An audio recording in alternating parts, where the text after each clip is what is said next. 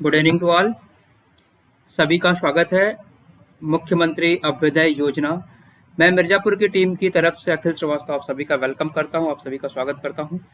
जल्दी जल्दी सारे बच्चे ऑनलाइन क्लासेस में आ जाएं तो आज के लेक्चर को स्टार्ट किया जाए। आपको 2 मिनट का समय दे रहा हूं, 2 मिनट में आप सारे अपनी क्लास को ज्वाइन कर लें। सभी को गुड इवनिंग, सभी को very very good evening. 2 minute में क्लास के अंदर आज ज्वाइन कर लीजिए। आज की देखिए क्लास बड़ी इंपॉर्टेंट क्लास होने वाली है, तो थोड़ा सा वेट करें। 2 मिनट फिर मैं आपसे बातें करता हूँ। 2 मिनट के बाद 2 मिनट वेट कर लेते हैं, सभी को आ जाने देते हैं। 2 मिनट में सभी आ जाइए जल्दी से, फिर क्लास स्टार्ट करें। आशा करता हूँ आप सभी स्वस्थ होंगे, अच्छे होंगे और अपनी पढ़ाइयाँ कर रहे होंगे, पढ़ाई कर रहे होंगे और नीट की जो आपका एम है, एम की तरफ धीरे धीरे धीरे धीरे बढ़ रहे होंगे। और जैसा कि आपको पता है कि हमारे 3 मेजर चैप्टर खत्म हो चुके हैं और उन 3 मेजर चैप्टर का मुझे टेस्ट भी लेना है। ठीक है, उन 3 मेजर बच्चों जल्दी जल्दी आप लोग क्लास ज्वाइन कर लें। तो क्लास स्टार्ट करते हैं। आज आपका न्यू चैप्टर थोड़े से नए लुक के साथ मैं आपको प्रेजेंट करने की कोशिश करूंगा। अभी तक तो मैंने आपको ऑलमोस्ट पीपीटी से चीजें पढ़ाई हैं, अब थोड़ा सा मैं आपको बोर्ड की भी प्रैक्टिस कराता हूँ। देखते हैं इसमें कैसा आपका अनुभव है। तो जितने भी बच्चे हैं हमारे ऑनलाइन के, सारे आपकी क्लास में आ जाइए। प्रखर, गुड़िया और शिवपूजन, निखिल, निकिता, वैष्णवी, शुभी, सुहासिनी, ठीक है। तो सारे लोग क्लास में आ जाइए जल्दी जल्दी, तो मैं क्लास स्टार्ट करूं। और देखिए मैं बीच में समझाते समय हो सकता है नाम ना लूँ आपका, बट आप अपने कंटिन्यूअस इन चीजों को सीखने की कोशिश कीजिएगा। तो आप सभी का वेलकम है एक बार फिर से मुख्यमंत्री अभ्युदय योजना में। और इस सेशन में अब आप जो है 4th चैप्टर पढ़ने जा रहे हैं। 3 चैप्टर आपके हो गए हैं, 4था चैप्टर आप पढ़ने जा रहे हैं। तो बहुत ही इंपॉर्टेंट चैप्टर है, बहुत इंपॉर्टेंट चैप्टर है केमिकल बॉन्डिंग। ठीक है, केमिकल बॉन्डिंग, केमिकल बॉन्डिंग, इसे हिंदी में बोलते हैं रासायनिक बंध। केमिकल बॉन्डिंग को हिंदी में क्या बोलते हैं?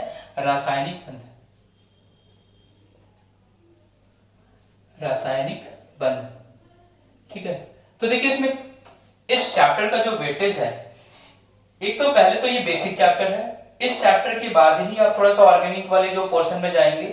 तो ये स्टार्टिंग के जो 4 चैप्टर हैं, जो अभी आपने 3 पढ़ा, मोल कॉन्सेप्ट, पीरियोडिक क्लासिफिकेशन, और आपने इसके बाद एक एटॉमिक स्ट्रक्चर पढ़ा, फिर केमिकल बॉन्डिंग और एक गैसेस, ये 4-5 चैप्टर हैं। तो बेसिक चैप्टर है, इनका यूज आपको हर चैप्टर में होगा।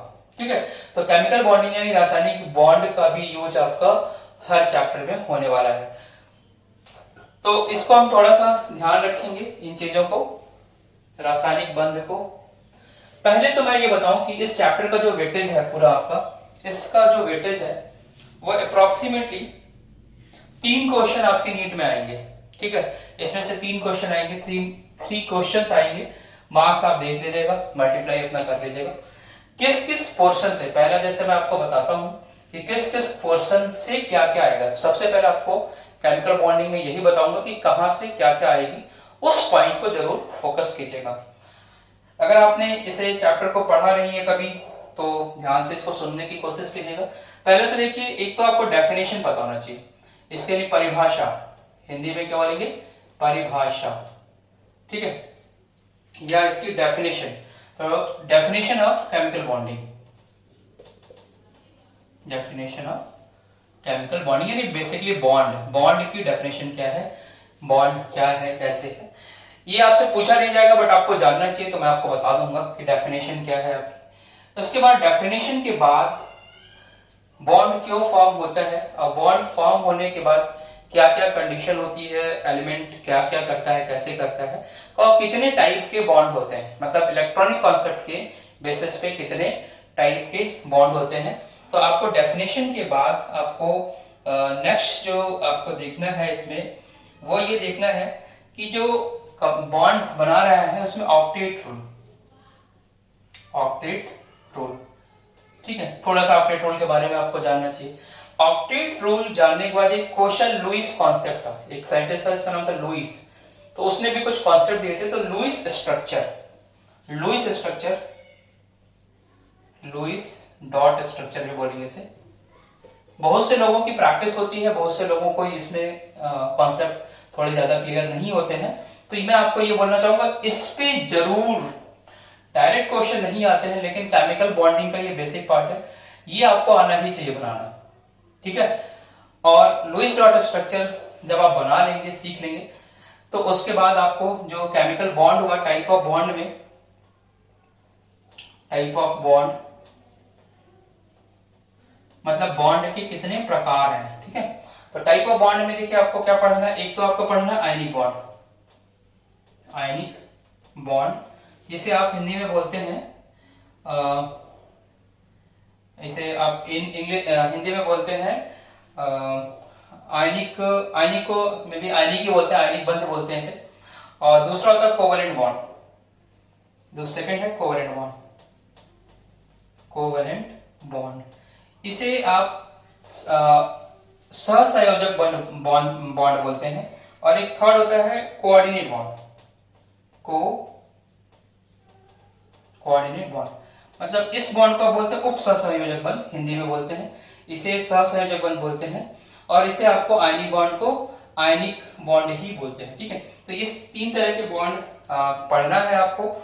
इसमें क्या कंडीशन होगी, आयनिक बॉन्ड में क्या कंडीशन होती है, उस कंडीशन को भी आपको फोकस करना है, ध्यान देना है। तो इस आयनिक बॉन्ड में जो फोकस करना है इसकी कंडीशन। अब उसके बाद इतनी चीज पढ़ने के बाद कई स्कूल में, अगर आप सीबीएसई में देखा होगा आपने, तो ये कुछ पार्ट आपको क्लास मेरे ख्याल से 9, 10th में बता देते हैं लोग, ठीक है। तो अब इतनी चीज करने के बाद ये वाला जो बॉन्ड बनता है, ionic bond, covalent bond, coordinate bond, यानी ये जो बॉन्ड है आपका, ये जो बॉन्ड है, ये आयनिक, ये सारे जो बॉन्ड होते हैं ये बेसिकली इलेक्ट्रॉनिक कॉन्सेप्ट है ना। इलेक्ट्रॉनिक कॉन्सेप्ट मतलब इलेक्ट्रॉन की हेल्प से बॉन्ड बन रहा है, और यही आपको लुईस डॉट स्ट्रक्चर ने बताया है, ठीक। लेकिन अभी आपने पढ़ा है एटॉमिक स्ट्रक्चर में कि जो इलेक्ट्रॉन जिस प्लेस पे रहता है उस प्लेस को आप क्या बोलते हैं, ऑर्बिटल बोलते हैं। तो ऑर्बिटल कॉन्सेप्ट भी इसके बाद आपको पढ़ना है। तो इतनी चीज पढ़ने के बाद इसमें आप ऑर्बिटल कॉन्सेप्ट को भी इंक्लूड करेंगे।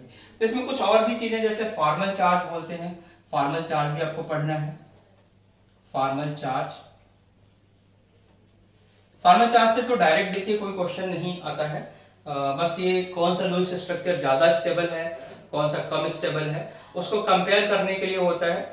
तो बहुत ज्यादा बस आप फॉर्मूला जानते रहे कि फॉर्मल चार्ज का ये फॉर्मूला है, ऐसे निकालते हैं, बस हो गया, ठीक है। तो ये थोड़ा सा फॉर्मल चार्ज के बारे में भी आपको जानना पड़ेगा।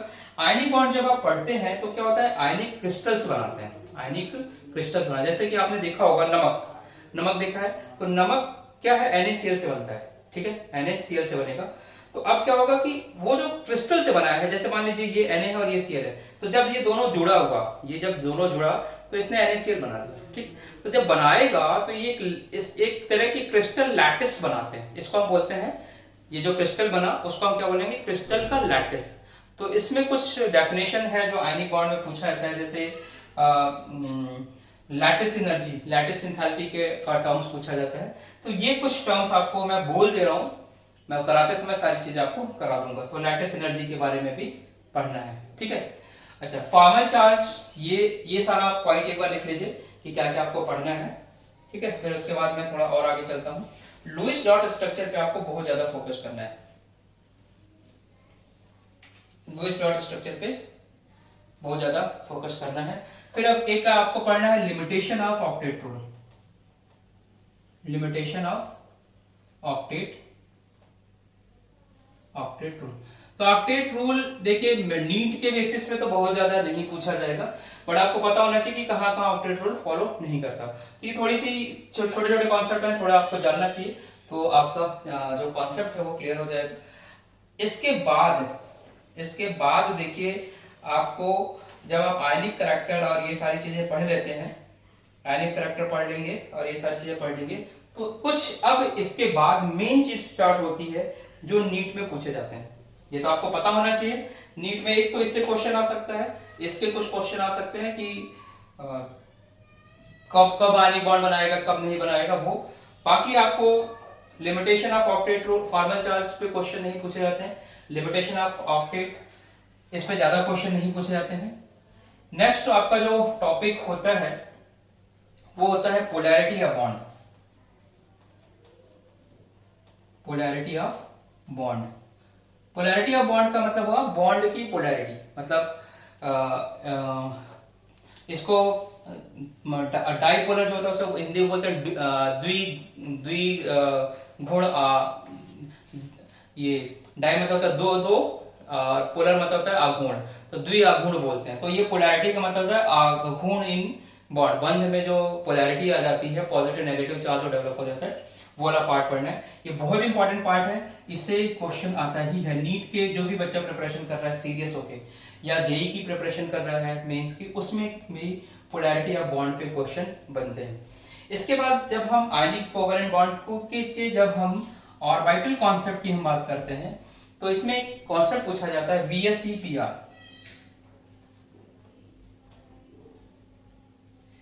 ठीक है, ये बहुत इंपॉर्टेंट क्वेश्चन है।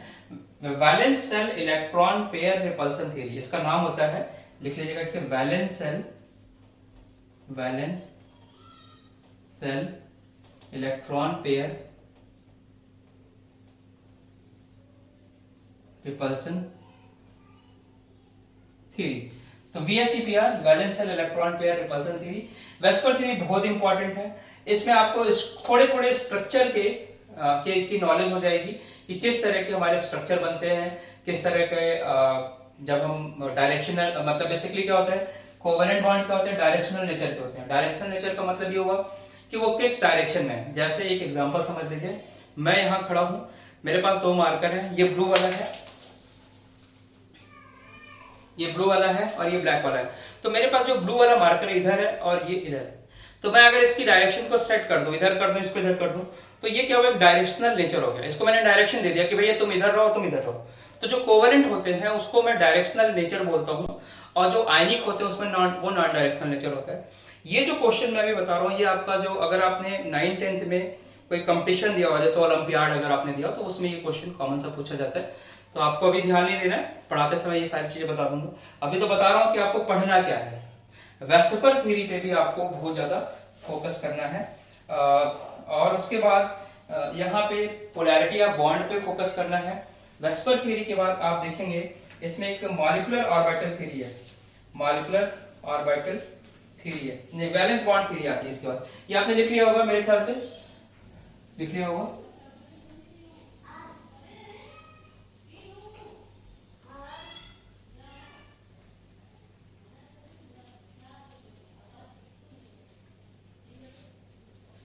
ठीक है, इसके बाद एक कॉन्सेप्ट आता है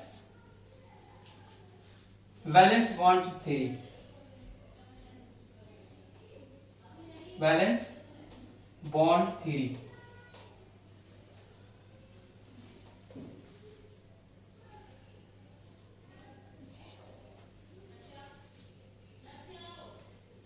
ये लिख लीजिए आप, वैलेंस बॉन्ड थ्योरी। ठीक है, तो वेस्पर थ्योरी से आपको थोड़े थोड़े शेप के बारे में पता चल जाता है कि ऐसा शेप होगा, वैसा शेप होगा। कुछ चीजों को वैलेंस बॉन्ड थ्योरी एक्सप्लेन नहीं कर पाई थी, तो उसको एक्सप्लेन करने के लिए वेस्पर थ्योरी एक्सप्लेन नहीं कर पाई थी, तो वैलेंस बॉन्ड थ्योरी आई थी। और इन सभी के बाद आपको एक इसमें ये पढ़ना है, एक बॉन्ड होता है sigma bond and pi bond, sigma and pi bond. ये क्या होता है, ये जो बॉन्ड बनते हैं वो ऑर्बिटल कॉन्सेप्ट से बनते हैं। अगर आप इलेक्ट्रॉनिक कॉन्सेप्ट की बात करें कि इलेक्ट्रॉनिक कॉन्सेप्ट से जो आपके बॉन्ड बनेंगे वो आयनिक बनेंगे, कोवेलेंट बनेंगे, कोऑर्डिनेट बनेंगे। बट अगर आप ऑर्बिटल को इन्वॉल्व कर देंगे तो आपके सिग्मा और पाई बॉन्ड बनेंगे। ध्यान रखिएगा, ये ऑर्बिटल के कॉन्सेप्ट से बॉन्ड बनते हैं, इसका नाम ये होता है। फिर इसमें इसी में जब वैलेंस बॉन्ड थ्योरी और वेस्पर थ्योरी पढ़ लेंगे आप, तो इसी का एक बहुत इंपॉर्टेंट, इस पे क्वेश्चन आता ही है। डायरेक्ट आपको वैलेंस बॉन्ड थ्योरी या वेस्पर थ्योरी नहीं पूछा जाएगा, उसके एप्लीकेशन पार्ट पूछे जाएंगे। तो ये एप्लीकेशन पार्ट, और इसमें एक चीज आती है हाइब्रिडाइजेशन। हाइब्रिडाइजेशन और इसी हाइब्रिडाइजेशन में जब आप पढ़ेंगे तो मैं एक ही जगह आपको एंगल सब कुछ बता दूंगा। एंगल, ठीक है, और शेप, ये सारा चीज मैं आपको वहीं पे पढ़ा दूंगा एक जगह। तो ये बहुत इंपॉर्टेंट कॉन्सेप्ट है, और हर साल नीट के बेसिस पे, अगर आप नीट की बात करेंगे तो हर साल इसमें से एक क्वेश्चन हाइब्रिडाइजेशन से जरूर आएगा। ये पेट है कि आएगा ही आएगा। या तो आपको एंगल पूछ लेगा, या तो शेप पूछ लेगा, या पूछ लेगा कि कितना वो ये इस शेप में कैसे, 3-4 कंपाउंड दे दिया, उसका पूछ लिया शेप क्या होगा। तो ये बहुत इंपॉर्टेंट कॉन्सेप्ट है, इसको ध्यान रखिएगा। हाइब्रिडाइजेशन, वैलेंस बॉन्ड थ्योरी, इसके बाद आपको जो फोकस करना है यहाँ पे, वो आपको ध्यान ये रखना है।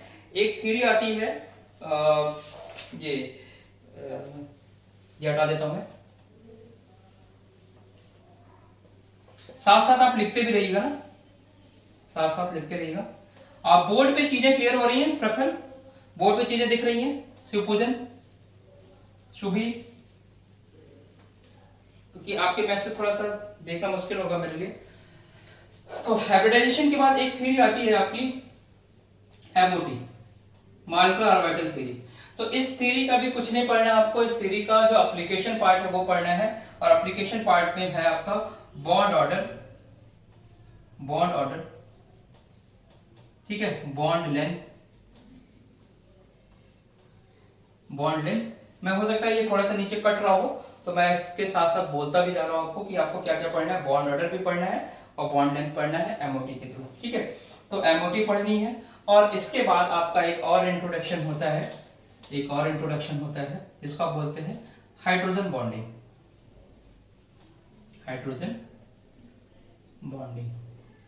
बहुत इंपॉर्टेंट कॉन्सेप्ट है। हाइड्रोजन बॉन्डिंग से भी क्वेश्चन आते हैं, वेरी वेरी इंपॉर्टेंट थिंग, ये बहुत इंपॉर्टेंट है। बॉन्ड ऑर्डर से क्वेश्चन आते ही हैं, बॉन्ड लेंथ से क्वेश्चन आते हैं, बॉन्ड एंगल से क्वेश्चन आते हैं। तो ये है इस चैप्टर का ओवरव्यू कि जो आपको केमिकल बॉन्डिंग में पढ़ना है। डेफिनेशन पढ़ना है, लुईस डॉट स्ट्रक्चर पढ़ना है, ठीक है। और उस लुईस डॉट स्ट्रक्चर के बाद आपको थोड़ा सा इलेक्ट्रॉनिक लेवल पे ionic bond, covalent bond, coordinate bond पढ़ना है। बॉन्ड के बाद फिर आप जब ऑक्टेट रूल थोड़ा सा जान लेंगे, ऑक्टेट रूल के बाद आप थोड़े से कौन सा ऑक्टेट रूल को अपोज करता है, ठीक, ये सब पढ़ने के बाद अब जब आप ऑर्बिटल वेस्पर थ्योरी पढ़नी है, फिर उसमें सिग्मा बॉन्ड पाई बॉन्ड पढ़ना है। सिग्मा बॉन्ड पाई बॉन्ड पढ़ने के बाद सबसे इंपॉर्टेंट कॉन्सेप्ट आपका हाइब्रिडाइजेशन वाला होगा, वो होगा। उसमें एंगल, शेप, ये सब पूछना है हमें, और ये मैं एक बार सिखा दूंगा। और जब मैं आपको हाइब्रिडाइजेशन सिखाऊंगा तो आप विद इन 3 सेकंड में मैं आपको हाइब्रिडाइजेशन कंप्लीट कर दूंगा। अगर आप ध्यान से सुनेंगे तो 3 से 4 सेकंड से ज्यादा आपको हाइब्रिडाइजेशन में जरूरत नहीं पड़ेगी। बाकी चीजें उसके पहले मैं कंप्लीट करा दूंगा, तो आपको कोई बहुत ज्यादा प्रॉब्लम्स नहीं आएंगी। और फिर एमओटी में बॉन्ड ऑर्डर, बॉन्ड लेंथ, इसमें भी बच्चों को बहुत ज्यादा प्रॉब्लम होती है, क्वेश्चन बनता ही नहीं है। तो नीट में आप लोगों के लिए मैं 20 सेकंड, 25 सेकंड, ज्यादा ज्यादा 30 सेकंड, मतलब आधे मिनट में मैं बॉन्ड ऑर्डर, 15 सेकंड में ये वाली चीज सिग्मा, और उसके ये जो मेजर पोर्शन है वो मैं आपको सिखा दूंगा। जो माइनर पोर्शन है जहां से क्वेश्चन कम आते हैं वो बेसिक है समझने के लिए, अगर आप समझ जाएंगे तो वो चीजें हो जाएंगी। फिर हाइड्रोजन बॉन्डिंग की बात करेंगे। हाइड्रोजन बॉन्डिंग में 2 तरह की बॉन्डिंग होती है आपकी, एक होती है intermolecular hydrogen bonding, molecular hydrogen bonding, और एक होती है इंट्रामॉलिक्यूलर, ठीक है। एक इंट्रामॉलिक्यूलर हाइड्रोजन बॉन्डिंग और इंट्रामॉलिक्यूलर हाइड्रोजन बॉन्डिंग। बीच बीच में मुझे जो इसके टर्म्स हिंदी आते रहेंगे वो मैं आपको जरूर बताऊंगा। तो इसको ये अंतरा आणविक हाइड्रोजन बॉन्डिंग, और जो मतलब इंट्रा और इंटर होती है, मतलब विद इन द मॉलिक्यूल और आउट ऑफ द मॉलिक्यूल जो बॉन्डिंग होती है उसको हम बोलते हैं। तो ये सब हो गया चैप्टर का ओवरव्यू, जो आप थोड़ा सा लिख लीजिए। 1 मिनट का टाइम दे रहा हूं, 1 मिनट लिख लीजिए सारी चीजों को।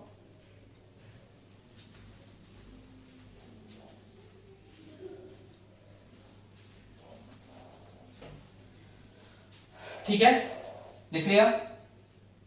क्या क्या आएगा ये पता चल गया। 3 क्वेश्चन आएंगे इस चैप्टर से। कहां से आएंगे बच्चा? हाइब्रिडाइजेशन से आएंगे। सेकंड कहां से आएगा बच्चा?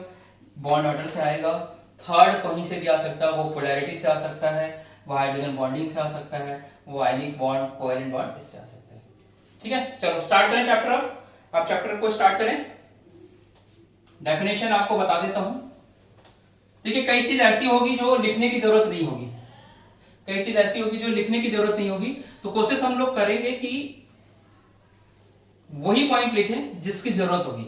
आप कंपटीशन की तैयारी कर रहे हैं तो वो आपको पॉइंट जरूर आने चाहिए जो आपके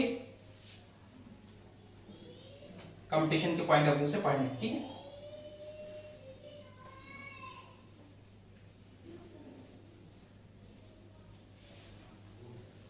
देखिए यहाँ पे मेरे पास ये फोटो लगी है, मेरा पहले का सेटअप है ये, इसमें डॉक्टर सर्वपल्ली राधाकृष्णन, डॉक्टर अब्दुल कलाम, इन लोगों की फोटो लगी, थोड़ी सी इंस्पायरेशन मिलती है ना। तो चलिए स्टार्ट करते हैं डेफिनेशन। तो परिभाषा क्या होती है वो समझ लेते हैं हम। Definition of chemical bonding. तो मैं इसको इंग्लिश में बोल दे रहा हूं, फिर इसको हिंदी में बता देता हूं कि क्या होता है। देखिए क्या होता है, जैसे मैं ये बोलूं कि मेरे पास ये दो एटम है या दो मॉलिक्यूल है या दो आयन्स है। जैसे मान लीजिए ये आयन है और ये आयन है। अगर मैं चाहूं तो ये, इसको मैं यहां से छोड़ूंगा तो ये क्या होगा, गिर जाएगा। इसको छोड़ूंगा तो ये भी गिर जाएगा। लेकिन अगर मैं इसको एक धागे से, एक थ्रेड से बांध दूं, ठीक है सुभी, अगर बच्चे इसको मैं थ्रेड से बांध दूं तो क्या इसको मैं छोड़ूंगा तो तुरंत गिर जाएगा क्या? अगर छोड़ूंगा तो ये सिर्फ ऐसा लटका रहेगा ना, या इसको छोड़ूंगा तब भी ये लटका रहेगा। तो इसका मतलब क्या है कि जो धागा है, ये जो आपको थ्रेड दिख रहा है, ये इसको होल्ड कर रहा है। तो केमिकल बॉन्ड भी यही है। It is a type of force which hold two और मोर देन टू मॉलिक्यूल, ठीक है। तो ये क्या होगा, ये टाइप ऑफ फोर्स है। जैसे अगर मैं बात करूं ए और बी की, यहाँ पे कोई फोर्स ऑफ अट्रैक्शन नहीं है। अगर बी चाहे तो बी उधर चला जाए, ए चाहे तो ए इधर आ जाए। लेकिन अगर एक इनके बीच एक फोर्स ऑफ अट्रैक्शन हो जो इन दोनों को होल्ड करे, so that force of attraction is known as chemical bond. अगर आप डेफिनेशन लिखना चाहते हैं, हालांकि जरूरत नहीं है, पूछा नहीं जाएगा, बट आप यही लिखेंगे, फिगर से समझ लीजिए कि ये क्या हुआ। It is a type of force, लिख लेता हूं मैं, it is a type of force which hold two or more than two atom ions और एंटिटीज आप लिख सकते हैं, मॉलिक्यूल्स भी लिख सकते हैं ना। जो दो या दो से ज्यादा मॉलिक्यूल को, आयंस को या एटम को होल्ड करता है, पकड़ के रखता है, उस फोर्स को, उस बल को हम क्या बोलते हैं, रासायनिक बंध बोलते हैं। That force is known as chemical bond. तो इसी को आप बोलते हैं, it is known as chemical bond, ठीक है। तो सारी चीज लिखने की जरूरत नहीं है, केमिकल बॉन्ड। तो अब बच्चे दूसरी चीज, सबसे इंपॉर्टेंट चीज, कि फिर केमिकल बॉन्ड की जरूरत क्यों होती है, क्या समझना। अगर ये केमिकल बॉन्ड है, और केमिकल बॉन्ड का मतलब होता है होल्ड करे, पकड़ के रखे, इसी को आप केमिकल बॉन्ड बोलेंगे। तो उस केस में क्या होगा कि जरूरत क्यों हुई, why it needed the for element to form a chemical bond. क्या जरूरत पड़ गई कि वो केमिकल बॉन्ड बनाएगा, ना भी बनाए तो काम चल जाए, ठीक। लेकिन यहां पे मेरा एक आपसे क्वेश्चन है, why you want to become a doctor. मेरा क्वेश्चन आपसे, आप डॉक्टर क्यों बनना चाहते हैं, जरा आंसर करिए। Why you want to become a doctor? या जो इंजीनियरिंग की तैयारी कर रहा हो वो क्या बोलेगा कि मैं इंजीनियर बनना चाहता हूँ। क्यों बनना चाहते हो भाई? कोई बच्चा आईएएस बनना चाहता है, कोई बच्चा बिजनेसमैन बनना चाहता है। क्यों बनना चाहते हैं, क्या जरूरत है?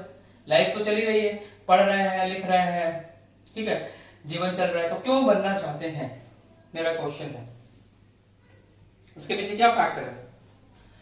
इसके पीछे सिर्फ यही फैक्टर है, ध्यान से समझिएगा सुबी, इसके पीछे यही फैक्टर है कि you want to become a stable, आप स्टेबल होना चाहते हैं। आप में से कोई ऐसा भी है कि जो अनस्टेबल होना चाहता है क्या? आप में से कोई ऐसा भी है जो अनस्टेबल होना चाहता है? या मैं अगर आपसे बोल दूं कि अभी आप 12th में हैं, आप एक काम करिए, कोविड का समय है, आप क्या करिए, 10th की पढ़ाई करिए, तो आप में से कितने बच्चे हैं जो 10th की पढ़ाई करेंगे? आप में से कितने स्टूडेंट हैं जो 10th की पढ़ाई करेंगे? मेरे ख्याल से कोई नहीं होगा, ठीक है। शिवभोजन, क्यों नहीं होगा? क्योंकि अगर आप 10th पढ़ते हैं तो you are just going to unstable, आप स्टेबिलिटी की तरफ जा रहे हैं। स्टेबिलिटी का आपका क्राइटेरिया है, अब स्टेबिलिटी का नेक्स्ट क्राइटेरिया है कि आप एक डॉक्टर बने, ठीक। अच्छा, अब ऐसा तो नहीं कर सकते ना कि डॉक्टर बन गए भाई, सब कुछ हो गया, अब तो डॉक्टर बन गए, अब क्या करें, आराम करने लगे। अब तो पापा ने कहा था कि डॉक्टर बनना है बेटा, ये योजना चल रही है, यहाँ से डॉक्टर भी बन गए, फैसिलिटी मिल गई, अब 5 साल पढ़ाई की, एमबीबीएस कर लिया, एमडी कर लिया, अब क्या करना है, सोना है, ठीक, तो ऐसा तो नहीं करेंगे। उसके बाद आप जॉब करेंगे, जॉब के बाद फिर आप अपना सेटअप डालेंगे, अपना हो सकता है मेडिकल हॉस्पिटल डालें, जो भी आपका है। तो ये सारी चीज, इसके पीछे क्राइटेरिया क्या है? Just you want to become stable. अगर आप स्टेबल होना चाहते हैं तो क्या क्या ये एटम स्टेबल नहीं होना चाहेगा क्या?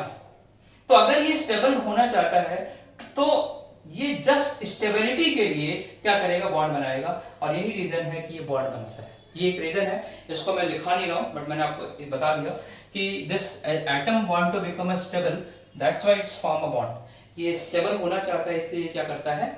बॉन्ड को फॉर्म करता है। तो अब बात आती है कि अगर स्टेबल होना चाहता है तो what is the criteria for the stability? हमारे लिए स्टेबिलिटी का क्राइटेरिया डिफरेंट है। क्लियर है? हमारे लिए स्टेबिलिटी का क्राइटेरिया डिफरेंट है। कोई इंजीनियर बनना चाह रहा है, कोई डॉक्टर बनना चाह रहा है, कोई आईएएस बनना चाहता है, कोई हो सकता है लीडर बनना चाहता हूं, तो ये उसके लिए स्टेबिलिटी का क्राइटेरिया है। ठीक है अभिषेक, जैसा अभिषेक हमारे वीएलजे में है, तो ये लीडर बनना चाहते हैं, तो ये इनके लिए स्टेबिलिटी का क्राइटेरिया। तो अलग अलग लोगों के लिए अलग अलग स्टेबिलिटी का क्राइटेरिया है। एटम के लिए स्टेबिलिटी का क्राइटेरिया क्या है? एटम अपने स्टेबिलिटी को गेन करने के लिए वो ऑक्टेट रूल को फॉलो करता है, इसलिए आपका ऑक्टेट रूल को फॉलो करता है। तो स्टेबिलिटी क्राइटेरिया क्या होगी एटम के लिए? Either it follow the duplet rule या ऑक्टेट रूल। अच्छा, अगर आप लोगों को ऐसा लगता है थोड़ा सा बोर्ड पे भी कभी कभी पढ़ा दिया करो, तो आप एक बार जरूर कमेंट बॉक्स में लिख दीजिए, तो सो दैट मैं आपको, देखिए बोर्ड पे पढ़ाने में थोड़ी सी स्पीड हो सकता है स्लो हो, लेकिन चीजें आपको हो सकता है बेटर समझ में आ जाए। ठीक है, तो ये आपका काम है कि कैसे करना है, दोनों को मिक्स करके कभी इससे करा दिया, कभी उससे करा दिया, कभी ऐसे करा दिया। तो आज मुझे ऐसा लगा कि काफी दिन हो गए थे बोर्ड पे पढ़ाने के लिए, तो मैंने कहा एक बार आपको मैं बता देता हूँ। तो देखिए प्योर जो नीट में है ऐसे ही क्वेश्चंस आते हैं, तो ये भी आपका ज्यादा डपलेट रूल ऑक्टेट रूल आएगा नहीं, तो मैं टू द पॉइंट यहाँ पे बात करता हूँ। डपलेट रूल का मतलब होता है if two electron in the outermost shell. लिखने की जरूरत नहीं है, बस ये समझिए कि अगर बाहरी कक्षा में आपके 2 इलेक्ट्रॉन है तो एलिमेंट आपका डपलेट रूल को फॉलो करता है, लेकिन अगर बाहरी कक्षा में आपके 8 इलेक्ट्रॉन है तो एलिमेंट ऑक्टेट रूल को फॉलो करता है। तो ऑक्टेट रूल का मतलब ये हुआ,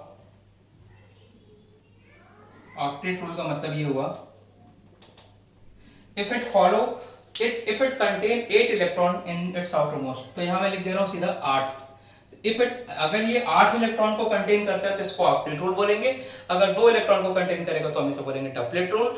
सिर्फ 2 एलिमेंट को छोड़ के, या आप मान लीजिए 2-4 एलिमेंट को छोड़ के सारे एलिमेंट ऑक्टेट रूल को फॉलो करते हैं। सारे एलिमेंट कोशिश करते हैं कि उनके आउटर मोस्ट में 8 इलेक्ट्रॉन हो, ये इनकी स्टेबिलिटी का क्राइटेरिया है, और इसीलिए वो क्या करते हैं? बॉन्ड बनाते हैं।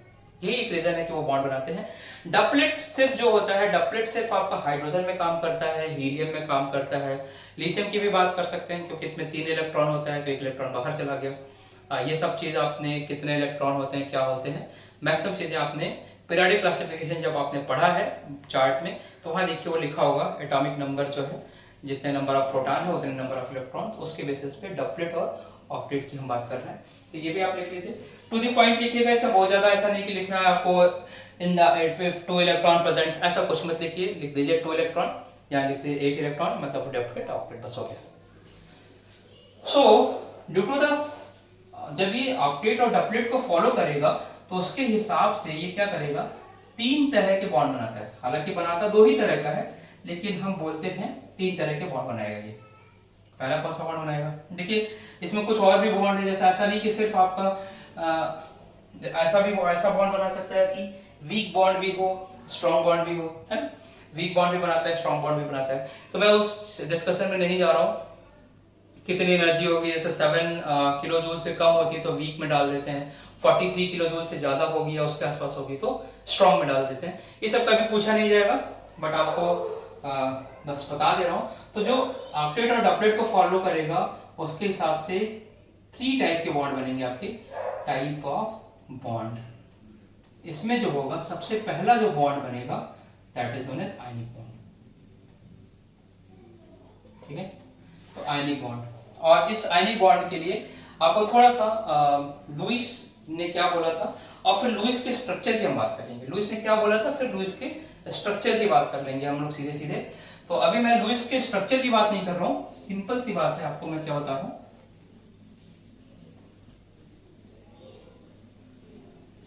प्रखर प्रभु समझ आ रहा है?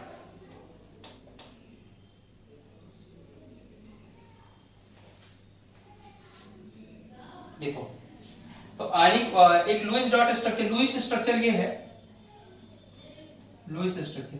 लुईस बेसिकली क्या बच्चे, एक साइंटिस्ट था, तो उसने ये बोला कि इस तरह से आप रिप्रेजेंट करिए, तो इसी को आप लुईस स्ट्रक्चर बोलते हैं। अगर लुईस की जगह हमारे जो साइंटिस्ट है, मान लीजिए आलोक होते वहां पे, और वो आलोक बोलते कि उन्होंने ये स्ट्रक्चर का नाम दिया था, तो लुईस की जगह हम आलोक स्ट्रक्चर बोलते हैं उसे, ठीक है। तो लुईस डॉट स्ट्रक्चर सिंपल सी इतनी सी चीज है कि ये बोलता है कि आउटर मोस्ट में जो भी इलेक्ट्रॉन है, जैसे मान लीजिए आपके पास आउटर मोस्ट में ऑक्सीजन के व्हाटएवर जो भी इलेक्ट्रॉन हो, सिर्फ आउटर मोस्ट की बात कर रहा हो, आउटर मोस्ट में सिर्फ 6 इलेक्ट्रॉन है, तो इसको आप एक डॉट के फॉर्म में डाल दीजिए, ऑक्सीजन लिखिए और उसके ऊपर आप डॉट लगा दीजिए 6, तो ये क्या होगा, लुईस डॉट स्ट्रक्चर। ये मैं किसी एक एलिमेंट का बता रहा हूं, अभी मैं फिर कंपाउंड का बताऊंगा, वो सबसे इंपॉर्टेंट है। मान लीजिए मैं सोडियम की बात करूं, सोडियम, तो सोडियम के आउटर मोस्ट में एक ही इलेक्ट्रॉन होता है, तो ऑक्टेट रूल के हिसाब, वो लुईस डॉट स्ट्रक्चर के हिसाब से इसके आउटर मोस्ट का जो इलेक्ट्रॉन है वो मैं इसके ऊपर सोडियम का सिंबल लिखूंगा और इसके ऊपर एक डॉट लगा दूंगा, this is known as Lewis dot structure. Chlorine है, क्लोरीन के आउटर मोस्ट में 7 इलेक्ट्रॉन होते हैं, तो ये लगा दिया। कहीं कहीं आप इस डॉट को क्रॉस भी लगा देते हैं, जैसे इसी को आपने क्लोरीन को लिखा तो आपने क्रॉस भी लगा दिया, तो कोई फर्क नहीं पड़ता है कि आप डॉट लगाएं या क्रॉस लगाएं, उसने डॉट के लिए बोला है, लेकिन कभी आपको डिफरेंशिएट करना होता है कि ये इसका इलेक्ट्रॉन है, ये इसका इलेक्ट्रॉन है, तो आप उसे क्रॉस भी कर सकते हैं, तो दोनों ही स्ट्रक्चर सही है। तो लुईस डॉट स्ट्रक्चर का मतलब ये हुआ, एलिमेंट के आउटर मोस्ट में जो भी इलेक्ट्रॉन है उन्हें क्या कर दीजिए, आप डॉट के फॉर्म में डाल दीजिए। कितने इलेक्ट्रॉन होंगे, वैलेंस इलेक्ट्रॉन, ये मैंने इसके पहले वाले लेक्चर में पीरियोडिक क्लासिफिकेशन में पढ़ा रखा है कि वैलेंस इलेक्ट्रॉन क्या होता है, 1 2 3 4 5 6 7 8, और वैलेंसी क्या होती है 1 2 3 4 3 2 1 0। गुड़िया आपने क्लास नहीं ली थी तो ध्यान रखिएगा, ये चीज मैं पढ़ा चुका हूं कि कितने इलेक्ट्रॉन होंगे, क्या होंगे, वहां पे क्लियर है, और एक बार आप लोग देखिएगा तो आपको क्लियर भी हो जाएगा कि 6 इलेक्ट्रॉन यहाँ पे होते हैं, 9 1 इलेक्ट्रॉन यहाँ पे होते हैं, यहाँ 7, ये मुझे याद है, थोड़ा आप भी थोड़ा प्रैक्टिस करेंगे तो चीजें क्या हो जाएंगी। तो ये लिख लीजिए। अब मैं आयनिक बॉन्ड की बात करता हूँ। आयनिक बॉन्ड क्या होता है, देखिए स्टेबिलिटी का क्राइटेरिया क्या है, स्टेबिलिटी का क्राइटेरिया ये है कि एटम अपने को स्टेबल करना चाहता है, और अगर अपने को एटम स्टेबल करना चाहेगा तो क्या करेगा, बॉन्ड बनाएगा, ठीक। तो मान लीजिए मैं एक पहले एग्जांपल ले रहा हूं, मान लीजिए मेरे पास एग्जांपल है Na का और Cl का, ठीक। Na का आउटर मोस्ट में मैंने दिखाया आपको कि यहाँ पे 1 इलेक्ट्रॉन होते हैं और इसके आउटर मोस्ट में 7 इलेक्ट्रॉन है, इसको मैं इस तरह से भी दिखा सकता हूँ, ये मेरी मर्जी है, ठीक। ये मैं ऐसा दिखाना चाहूँ, मैं इसको डॉट भी दिखा सकता हूँ, क्रॉस भी दिखा सकता हूँ, कुछ भी दिखा सकता हूँ, ठीक है। ये दिखाने का पर्पस सिर्फ ये होता है कि आप डिफरेंशिएट कर रहे हैं, you have to differentiate that this electron is electron of sodium and this is the electron of आपका इसका है क्लोरीन का, बस इसके लिए करते हैं और कुछ पर्पस नहीं है। अगर मैं सोडियम का देखना चाहूँ तो देखिए सोडियम के जो इलेक्ट्रॉनिक कॉन्फ़िगरेशन है 281 होता है, ठीक। 281 मतलब 11 इलेक्ट्रॉन होते हैं टोटल, तो पहले सेल में 2, दूसरे सेल में 8 और तीसरे सेल में 1, तो 1 इलेक्ट्रॉन को यहाँ पर हम लिखते हैं। अगर मैं क्लोरीन की बात करूं तो क्लोरीन में चूंकि 17 इलेक्ट्रॉन होते हैं टोटल, तो 17 इलेक्ट्रॉन को अगर आप देखेंगे तो 2 2 7 2 8 7, ठीक। अगर आप इसको 1s2 2s2 के फॉर्म में करना चाहते हैं तो यहाँ देख लीजिए 1s2 2s2 2p 6 3s1, तो ये वाला हो गया 2 इलेक्ट्रॉन, ये 8 इलेक्ट्रॉन कहां से आ गया, ये वाला, और 1 इलेक्ट्रॉन ये वाला। In the same way chlorine की बात करें तो यहाँ 17 इलेक्ट्रॉन को 1s2 2s2 sorry 2s2 2p6 3s2 3p5 होगा ना, 5 6 7 8 9 15 16 17, सही है। ये इलेक्ट्रॉनिक कॉन्फ़िगरेशन, तो आप ऐसे लिखिए, आपके ऊपर है, ये आपके ऊपर है, ये बस मैं एक एग्जांपल बता दे रहा हूँ आपको सही से, फिर उसके बाद आपकी ड्यूटी है कि आप इसे प्रैक्टिस करें, है ना। जितना प्रैक्टिस करेंगे उतना चैप्टर अच्छा होगा, जितना चैप्टर अच्छा होगा उतने ही मार्क्स आपको मिल जाएंगे। 3 क्वेश्चन चैप्टर ध्यान से पढ़ लेंगे तो सबसे ज्यादा, एक तो केमिकल बॉन्डिंग से क्वेश्चन आता है, फिर आपका केमिकल और आयनिक दोनों मिला के 3 क्वेश्चन आते हैं, केमिकल आयनिक दोनों मिला के 1 क्वेश्चन आते हैं, ये चैप्टर से सीधे सीधे 3 क्वेश्चन आते हैं। एटॉमिक स्ट्रक्चर से 1-2 क्वेश्चन आते हैं, या 1 क्वेश्चन आएगा, पीरियोडिक क्लासिफिकेशन से 1 क्वेश्चन आएगा, मोल कॉन्सेप्ट से डायरेक्ट क्वेश्चन भी आता है और हर चैप्टर में भी यूज होता है। तो ऐसे ऐसे थोड़ा आपको पता होना चाहिए। तो देखिए अब बच्चे जरा ध्यान से बताओ, ये हमारे प्रखर सर है और ये हमारे सिम्पोजन सर है, ठीक। प्रखर सर के आउटर मोस्ट में 1 इलेक्ट्रॉन है, सिम्पोजन सर के आउटर मोस्ट में 7 इलेक्ट्रॉन है। दोनों ही क्या करना चाहते हैं, स्टेबल होना चाहते हैं। तो ये अपने अगर इलेक्ट्रॉन को इधर ट्रांसफर कर दे, शेयरिंग नहीं करनी, ट्रांसफर करना है। अगर इसने अपने इलेक्ट्रॉन को शुभ ही इसने ट्रांसफर किया बच्चे, तो क्या अब इसके आउटर मोस्ट में 7 की जगह 1 और इलेक्ट्रॉन आने से 8 इलेक्ट्रॉन हो जाएंगे इसके, और यहां से इसकी अगर ये चला गया तो इसका मतलब ये वाला पार्ट गया। अब इसका जो आउटर मोस्ट सेल है वो ये वाला हो जाएगा, ध्यान से देखना। अब क्या इसके भी आउटर मोस्ट में 8 इलेक्ट्रॉन हो गए, तो क्या आफ्टर ट्रांसफरिंग द इलेक्ट्रॉन, जब इसने इसको ट्रांसफर किया होगा इलेक्ट्रॉन, तो अब आफ्टर ट्रांसफरिंग क्या इसके भी 8 इलेक्ट्रॉन और इसके भी 8 इलेक्ट्रॉन हो गए? बताओ जल्दी से, क्या इसके भी 8 इलेक्ट्रॉन और 1 इलेक्ट्रॉन? पहले ध्यान से सुनते जाओ, ध्यान से सुनते जाओ।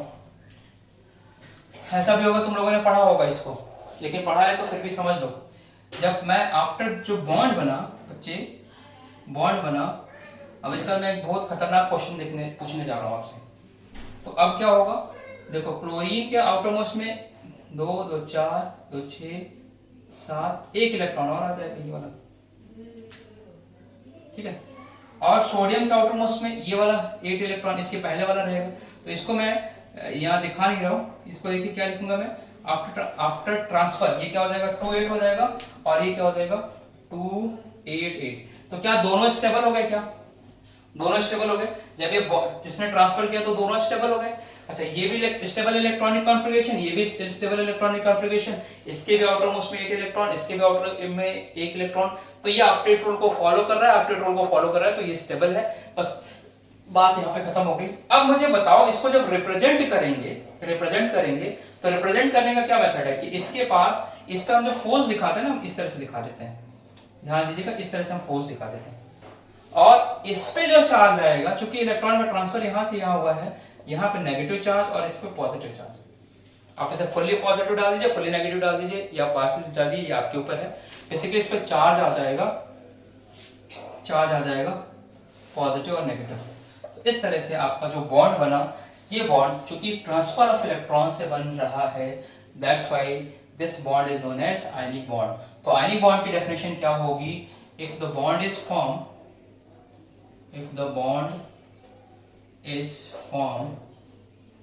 by the transfer of electron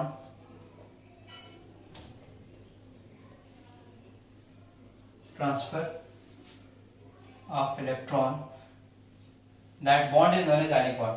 ऐसा बॉन्ड जो इलेक्ट्रॉन के ट्रांसफर से बनता है उसे आप क्या बोलते हैं?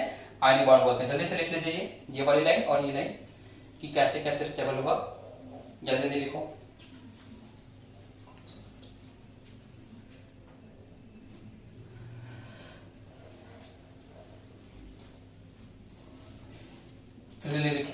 ये बॉन्ड कैसे बना? By the transfer of electron, या हम इसे बोलते हैं when the bond is formed by the loss and gain of electron. ये अपने इलेक्ट्रॉन को क्या कर रहा है? सभी ये अपने इलेक्ट्रॉन को दे रहा है, तो इसका क्या हुआ? इलेक्ट्रॉन का लॉस हुआ। और ये इलेक्ट्रॉन को क्या कर रहा है? गेन कर रहा है, तो इसका क्या हुआ? इलेक्ट्रॉन का इसने गेन किया, प्राप्त किया इलेक्ट्रॉन, तो इसका गेन हो गया। तो loss and gain of electron से भी जो बॉन्ड बनेगा उसे भी मैं बोलूंगा ionic bond. So when bond is formed by the loss or gain of electron or by the transfer of electron, so that bond is known as ionic bond। उस bond को आयनिक बॉन्ड बोलते हैं। और when bond is formed, ionic bond बनेगा तो एक पे positive और दूसरे पे नेगेटिव चार्ज आपका आ जाएगा। और मतलब क्या हुआ कि जब भी आयनिक बॉन्ड बनेगा तो वहां पे आयंस बनेंगे, वहां पे क्या बनेंगे? आयंस बनेंगे। ये ध्यान रखिएगा, जब भी आयनिक बॉन्ड बनेगा तो वहां पे आयंस बनेंगे, ठीक है, आयंस बनेंगे। लिख लीजिए इसे। अब मैं इसको थोड़ा सा रब कर रहा हूं, हटा रहा हूं। और जो बच्चे कभी आते हैं कभी नहीं आते हैं, कभी आपकी देखिए कभी आपके पास मुसीबत है, मुश्किल है, तो आप नहीं क्लास कर पा रहे हैं तो ठीक, कोई बात नहीं। आज जैसे आदित्य आदित्य के घर में शायद कुछ था, फंक्शन था, नहीं आ पाया, तो कोई बात नहीं। लेकिन जब भी आपके पास टाइम मिले तो आप जरूर क्लास लीजिए। आप लोग जितना मिस करेंगे ना, ये फैसिलिटी फिर नहीं मिलेगी आपको। और ये इतना अच्छा प्रोग्राम स्टार्ट किया है फैकल्टी को खोज खोज के वो आपके लिए, कि अच्छी फैकल्टी मिले, सब कुछ मिले। तो अगर आप ही सेंसिटिव नहीं रहेंगे तो फिर क्या होगा? तो पहले तो आपको सेंसिटिव होना पड़ेगा ना। शुभी, सुहासिनी बताओ, तुम लोग को सेंसिटिव होना पड़ेगा कि नहीं, है ना? तो सेंसिटिव रहिए, करिए चीजों को। तो आयनिक बॉन्ड समझ में आ गया कैसे बनेगा। अब देखिए थोड़ी सी चीजें हैं, मैं आपको बता देता हूँ। देखो बच्चे, जब आयनिक बॉन्ड बना ना, जैसे Na बना और Cl बना, तो Na पे पॉजिटिव और Cl पे नेगेटिव कर दिया मैंने, और यहाँ पे ऐसे करके एक ये बना दिया, ठीक। अच्छा एक बात बताओ मुझे, तो ध्यान से बताना, ये मेरे पास मार्कर दिख रहा है तुम्हें, ये मार्कर ही है ना, ब्लू वाला मार्कर। अगर मैं इसको ऐसे रख दूं तो क्या ये पेन हो जाएगा क्या? या ऐसे रख दूं, देखो पेन हो जाएगा क्या? कि अभी भी मार्कर रहा? जल्दी जल्दी आंसर करो कमेंट बॉक्स में, क्या ये अभी भी मार्कर है या पेन हो गया? जल्दी बताओ, ये पेन हो गया कि मार्कर हो गया? क्या अभी भी मार्कर है? तो क्या मैं ये बोल सकता हूं कि सोडियम इधर से आए या इधर से आए? तभी तो सोडियम क्लोराइड ही रहेगा। ये ऊपर से आए, बच्चे ध्यान से देखो, तभी सोडियम क्लोराइड रहेगा। तुमने क्या किया, पानी लिया, पानी में उसको डिसॉल्व कर दिया, तो क्या तुम ऊपर से देख रहे हो क्या? कि कोई बच्चा सुबह बोल रही नहीं सर, तो मुझे तो सोडियम ऊपर दिख रहा है और एक क्लोरीन नीचे दिख रहा है। तो प्रखर बोला सर मैं तो इधर से दिख रहा हूँ, सोडियम मुझे इधर दिख रहा है और क्लोरीन इधर दिख रहा है ना? फिर सुहासिनी बोली नहीं सर, मुझे तो सोडियम इधर दिख रहा है, ये क्लोरीन इधर दिख रहा है। अरे भैया, आप पानी में आप कैसे भी देखेंगे तो कहीं से भी हो सकता है ना, ये तरह इस तरह कोई भी टाइप हो सकती है। क्लियर है? हम लिखते जरूर है कि NaCl लिखते हैं, तो क्या मैं ऐसा नहीं लिख सकता क्या, या ऐसा नहीं लिख सकता क्या? जल्दी से बताओ, क्या इसको ऐसे लिख सकते हैं क्या? ये क्वेश्चन आया हुआ मेडिकल में। इस किसी भी तरह से मैं रिप्रेजेंट कर सकता हूं, किसी भी तरह से रिप्रेजेंट कर सकता हूं, इसलिए इसको हम बोलते हैं it is non directional in nature. क्या है? एकदम important point, it is non directional in nature. एक और एग्जांपल से समझा दो क्या इन कैसे होता है। नॉन डायरेक्शनल नेचर का मतलब हुआ इसमें कोई दिशा नहीं होती है, दिशाहीन होता है। मतलब सोडियम इधर, क्लोरीन इधर से भी जा सकता है, इधर से भी जा सकता है, इधर से भी जा सकता है, बनाना उसे सोडियम क्लोराइड।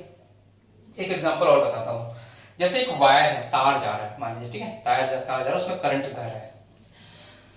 तो शिवपूजन बोला कि सर मैं तो तार को पकड़ सकता हूं। अब ये सुपरमैन जैसे गया, ऊपर से पकड़ लिया ऐसा, तो आप बताइए, इस सुपरमैन की तरह ही गया, ऊपर से पकड़ लिया, इसको करंट लगेगा कि नहीं?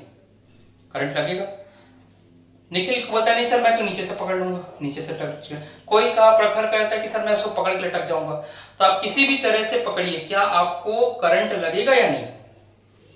कि मैं बोलूंगा कि मैं वायर के इधर से जाऊंगा तो मुझे कम लगेगा, इधर से जाऊंगा तो ज्यादा लगेगा, या पकड़ के लटक जाऊंगा तो और ज्यादा लगेगा? तो भाई मैं कहीं से भी जाऊं बच्चों तो मुझे क्या होगा, करंट तो लगेगा ही। इसका मतलब जब यहाँ पे करंट जा रहा है, यहाँ पे जब चार्ज का फ्लो हो रहा है, तो यहाँ जो आपके पॉजिटिव नेगेटिव चार्ज है, तो पॉजिटिव के से नेगेटिव ऐड करना है, चाहे कहीं से भी ऐड कर दूं मैं, कोई फर्क नहीं पड़ता। ठीक है, तो यही रीजन है कि आपका जो आयनिक बॉन्ड होता है वो नॉन डायरेक्शनल नेचर का होता है। ये क्वेश्चन आपके इंपॉर्टेंट है, ये क्वेश्चन और ये क्वेश्चन, दोनों क्वेश्चन आपके एग्जाम में आ चुके हैं, इसे लिख लीजिए। अब धीरे धीरे आपका आयनिक बॉन्ड कंप्लीट होने जा रहा है। एक चीज और है, करेक्टर ये condition for the formation of ionic bond, ये भी लिख लीजिए। Condition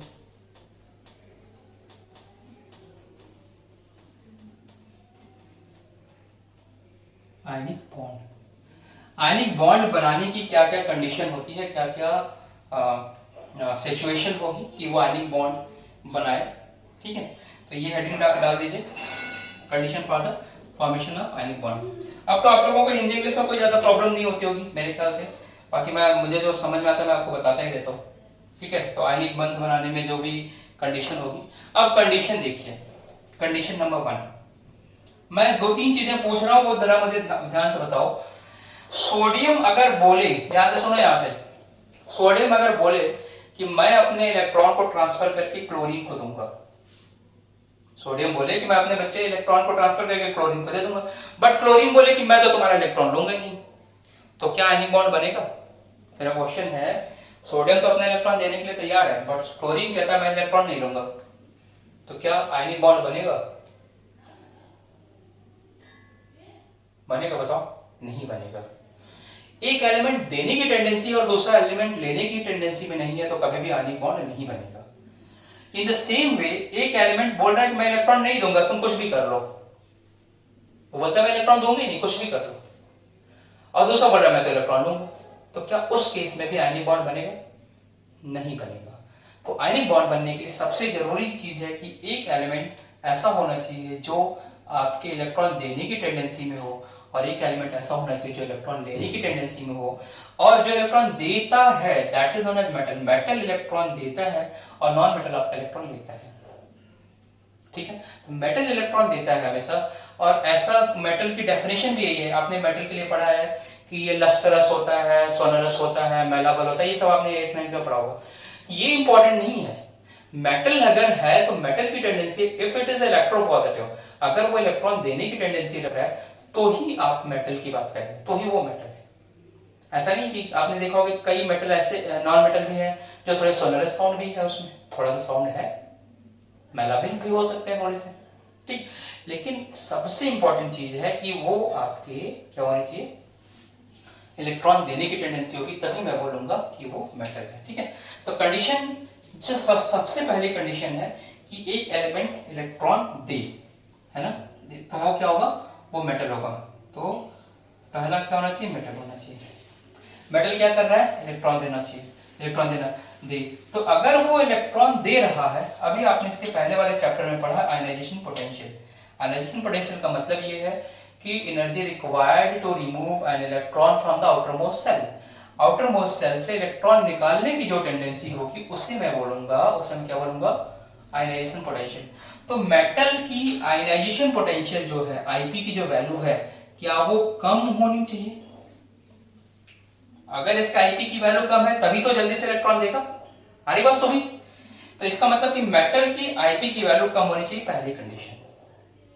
same way non metal के जो इलेक्ट्रॉन एफिनिटी है, उसको क्या करना है, इलेक्ट्रॉन को लेना है, यानी इलेक्ट्रॉन एफिनिटी,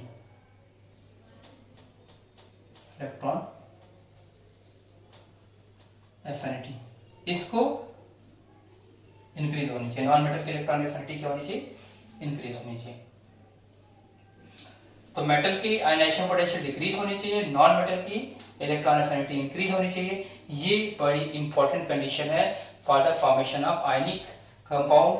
ये क्वेश्चन भी आपका नीट में आया हुआ है, मैंने आपको बता दिया अभी। रीजन क्या है कि एक एलिमेंट जब तक इलेक्ट्रॉन देगा नहीं और दूसरा एलिमेंट जब तक इलेक्ट्रॉन लेगा नहीं, तब तक आपका आयनिक नहीं बन सकता। तो आयनिक बनने के लिए कंडीशन जरूरी है। तो दोनों लिख लो बेटा कि आयनिक बॉन्ड के लिए मेटल की आयनाइजेशन पोटेंशियल कम होनी चाहिए और नॉन मेटल की इलेक्ट्रॉन एफिनिटी ज्यादा होनी चाहिए। लिख लो फटाक से, फिर मैं एक चीज और समझा दूं इसमें।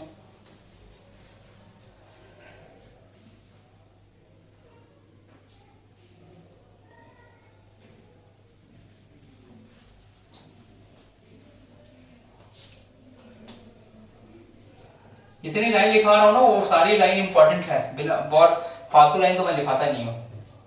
तो जितनी लाइन मैं नोट्स में बता रहा हूं आपको वो सब पढ़िए जगह जरूर आप लोग, ठीक है।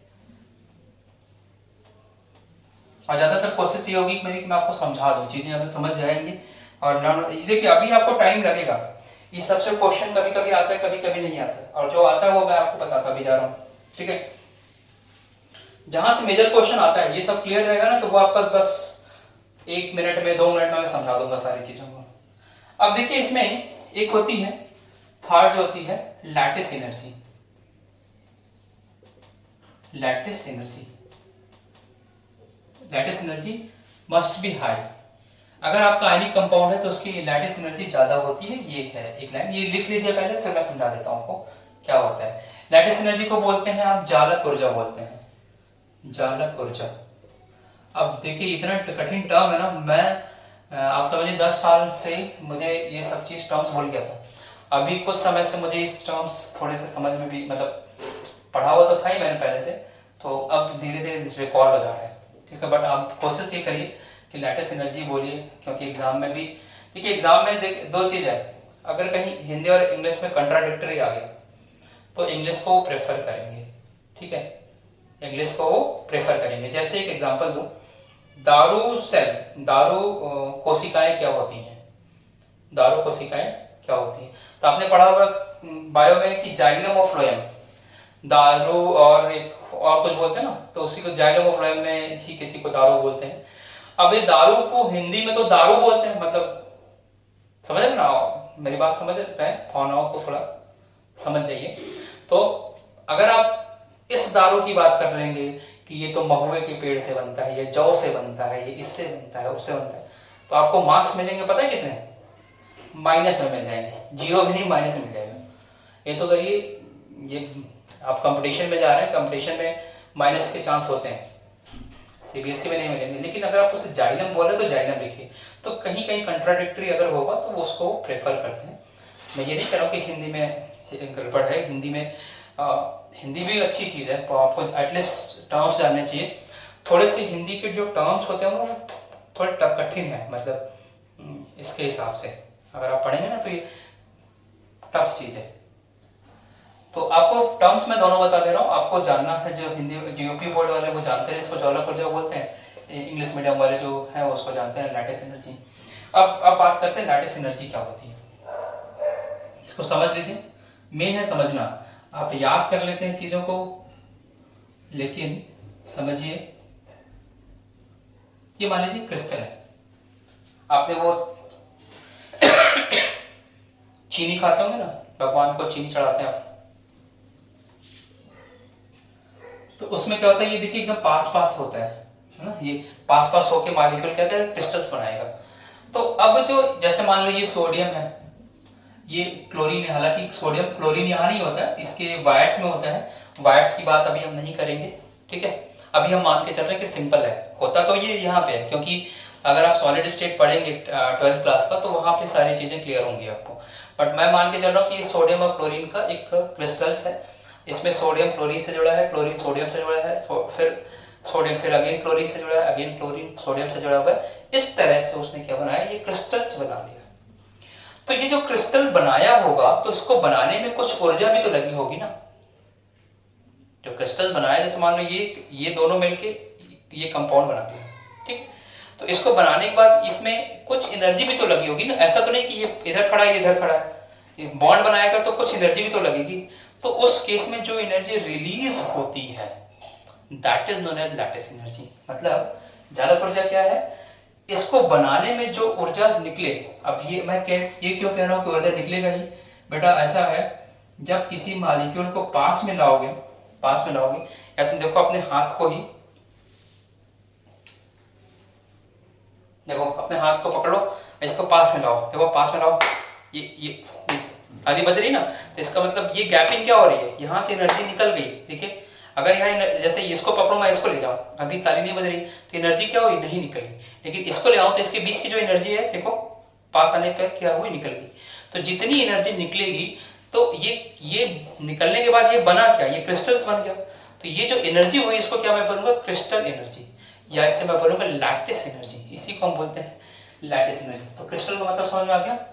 तो that is known as lattice energy या जालक एनर्जी। तो जितनी ज्यादा लैटिस एनर्जी होगी उतना अच्छा वो आयनिक कंपाउंड होगा, ये भी ध्यान रखना, जितनी ज्यादा एनर्जी उतना ही ज्यादा वो आयनिक कंपाउंड होगा। तो पहली कंडीशन, मेटल की आयनेशन पोटेंशियल कम होनी चाहिए, नॉन मेटल की इलेक्ट्रॉन एफिनिटी ज्यादा होनी चाहिए, और कंपाउंड की जालक ऊर्जा ज्यादा होनी चाहिए। तब ऐसे कंपाउंड को हम बोलेंगे कि ये अच्छा आयनिक कंपाउंड है। ठीक है, तो लैटिस एनर्जी का जो डेफिनेशन है ये भी एनसीईआरटी में आप लिख सकते हैं, मैं आपको बोल देता हूं।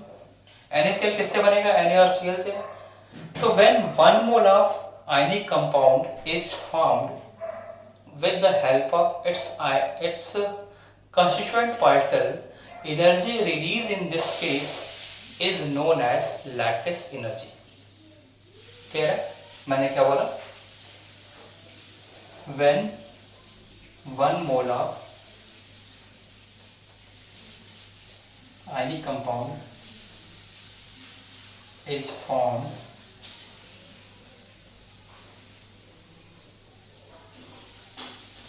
with the help of its ionic constituent या constituent particles.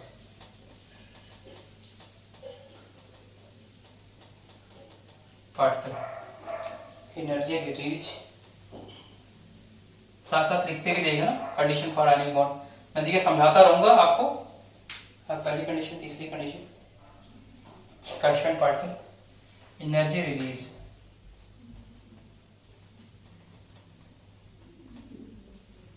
Release in this case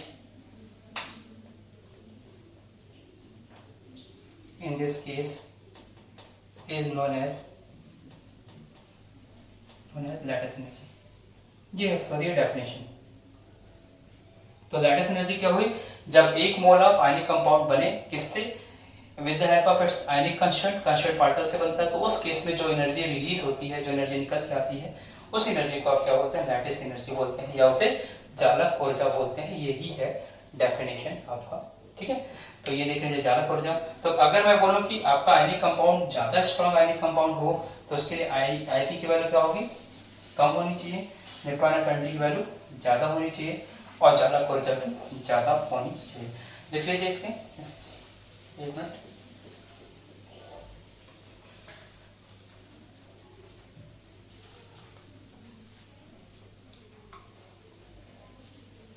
ये एनर्जी रिलीज है ना.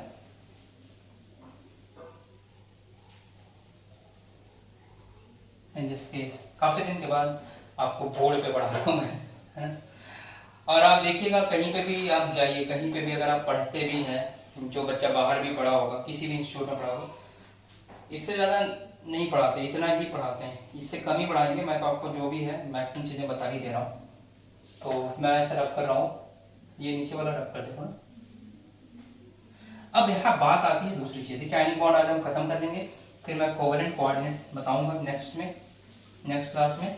और उसके बाद हम लोग कोशिश करेंगे कि मतलब 2-3 लेक्चर में हम थोड़े हाइब्रिडाइजेशन वाले लुईस डॉट स्ट्रक्चर पे प्रैक्टिस करानी है. लुईस डॉट स्ट्रक्चर पे बहुत प्रैक्टिस करानी है. तो उसको हम कर लेंगे तो थोड़े रिलैक्स हो जाएंगे.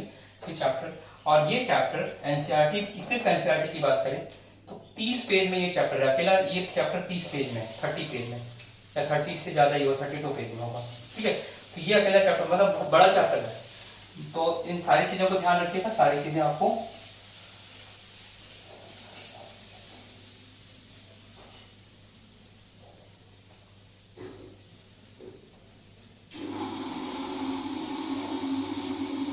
ठीक है. तो थोड़ा सा इसे लिख लीजिए आप लोग. आगे इसको मत चलाइए.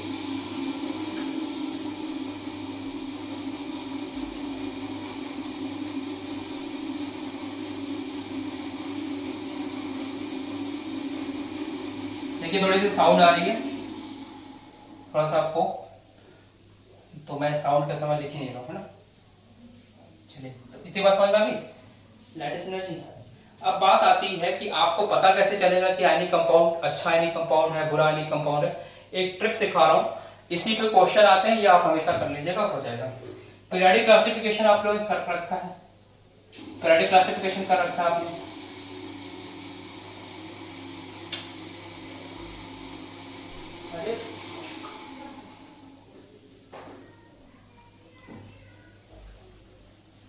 पीरियोडिक क्लासिफिकेशन आपने कर रखा है. जैसे क्लास भी आप करेंगे ना, कभी कभी फिजिकल क्लास में भी क्या होगा, कभी कभी बाहर से साउंड्स आएंगे, तो वही साउंड अभी आपको दिख रहा है. तो ये आपने पढ़ा ना, देखो first group, second group, third, fourth, fifth, ऐसे 10 लाइन, फिर 13th लाइन, फिर 14, 15, 16 ग्रुप, 17 ग्रुप, ऐसा पढ़ा है. तो मैंने क्या बोला, आयनेशन पोटेंशियल क्या होना चाहिए? कम. तो नीचे आने पर आयनेशन पोटेंशियल कम होता है, पढ़ाया था आप लोगों को. नीचे आने पर आयनेशन पोटेंशियल कम होता है, और ऊपर का इलेक्ट्रॉन एफिनिटी ज्यादा होता है. क्या पढ़ाया मैंने? पढ़ाया ना. तो बच्चे इधर का एलिमेंट जब इधर के एलिमेंट से रिएक्ट करे, कैसे? इधर का एलिमेंट इधर के एलिमेंट से रिएक्ट करे तो अच्छा आयनिक बॉन्ड बनेगा। तो कंपाउंड ज्यादा अच्छा आयनिक होता है जब इधर का एलिमेंट इधर के एलिमेंट से रिएक्ट करे, मतलब इसका ऊपर इसका नीचे, तो वो आयनिक बॉन्ड तो हो सकता है लेकिन अच्छा आयनिक बॉन्ड नहीं होगा। इसको मैं प्रेफर नहीं करूंगा, मैं बोलूंगा ये ज्यादा अच्छा आयनिक बॉन्ड बनेगा। When IP is low and electron affinity is maximum, it is a very strong bond, very strong ionic bond। लेकिन अगर इसको इधर कर दिया और इसको नीचे कर दिया तो आपने देखा होगा कि एनामेलस प्रॉपर्टी जो हम पढ़ते हैं लिथियम का, तो हम बोलते हैं कि ये जो है थोड़ा सा ये आपका कोवैलेंट कैरेक्टर को पकड़ होता है इसमें लिथियम वाले में। रीजन यही है कि इसमें आयनिक कैरेक्टर कम हुआ तो कोवैलेंट कैरेक्टर बढ़ गया। तो अब जैसे मैं आपको एक एग्जांपल दूं, अब आप समझ लिया होगा, आपने लिख लीजिए और पीरियोडिक टेबल में ऐसा एक निशान लगा लीजिएगा, आपको पता है कि आयनिक कंपाउंड किधर ज्यादा होगा। इस पे भी क्वेश्चन बनते हैं, नीट में पूछे जाते हैं। अब मैं एक क्वेश्चन दे देता हूं आपको और बताइए। तो आयनिक कंपाउंड आपका खत्म हो गया है। अब इसके बाद की क्लास हम लोग नेक्स्ट क्लास करेंगे। थोड़ा कभी कभी आपको बोर्ड में पढ़ा दिया करूं क्या? थोड़ा कभी कभी बोर्ड में पढ़ा दिया करूं आप लोगों को।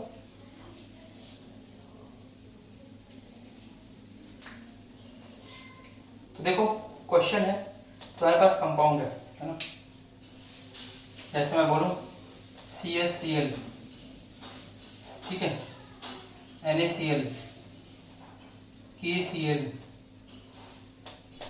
RbCl, इसमें सबसे अच्छा आयनिक बॉन्ड क्या होगा? उसको इंक्रीजिंग ऑर्डर में रखो।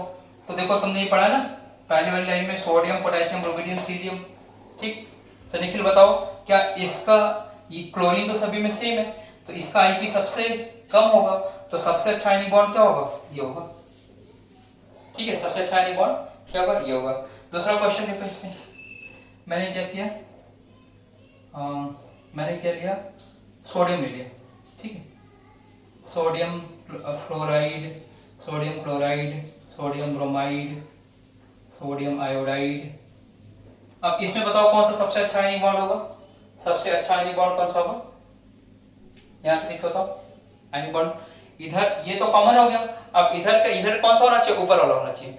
तो ऊपर होता है फ्लोरीन, ऊपर होता है फ्लोरीन, ठीक है।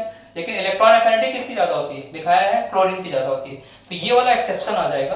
अदरवाइज देखा जाए तो होना तो चाहिए था ये, लेकिन हो ये जाता है ड्यू टू एक्सेप्शन। तो इसमें आपका NaCl is good ionic compound. तो ऐसे ढेर सारे आयनिक कंपाउंड दे देगा, आपसे पूछ लेगा, ठीक। देखिए एक चीज और, एक क्वेश्चन और देख लीजिए इसी पे।